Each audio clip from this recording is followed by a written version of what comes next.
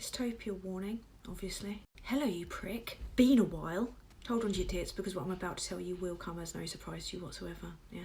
But before, I just want to give you a little bit of background information about how the BBC chair is chosen. According to the BBC Royal Charter, the chair is appointed by the monarch on the recommendation of the government, the Prime Minister and the Culture Secretary. If the government doesn't like the shortlisted candidates, it can just rerun the contest. The role of the BBC chair is to uphold, get this, impartiality and political neutrality. Right, let's get into it then. This is the story of the liar, the prick, and the £800,000 loan.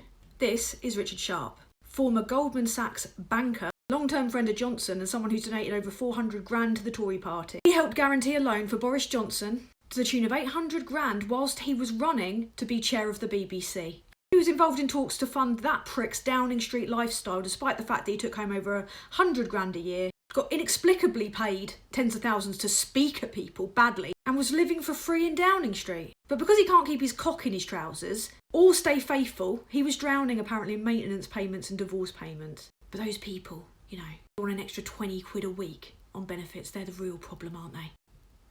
Sharp decided, obviously out of the goodness of his own heart, to help Johnson. Nothing to do with the fact that he was running for a job that Johnson had the final say on. By the way, this is all from a Gabriel Progrand and Harry York Times scoop. So if they want to try and sue me, good fucking luck to them, because I'm broke and I will just die roasting them. Do your worst, pricks. Now, Sharp connected Johnson for the loan to this guarantor, Sam Blythe, Johnson's own distant cousin. They all had a nice little dinner at Chequers, but they absolutely did not discuss the loan. This was all happening around November, December 2020, you know, when loads of us were dying from SARS. This was Johnson's priority.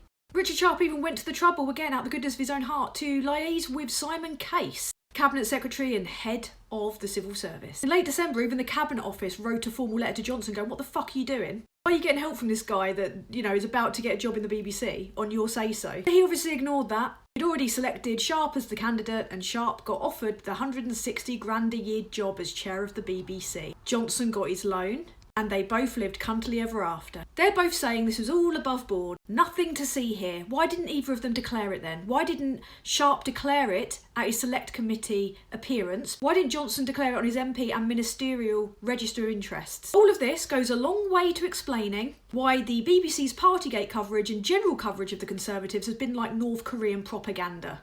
They're both being investigated now. They're both corrupt shithouses.